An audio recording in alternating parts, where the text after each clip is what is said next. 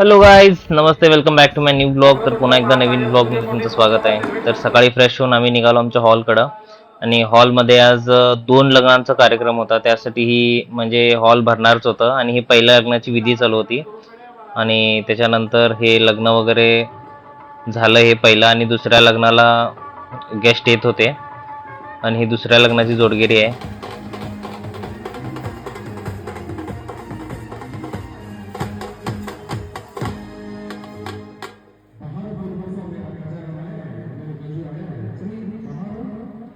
आणि पब्लिक तर ह्या लग्नासाठी फुलच होती.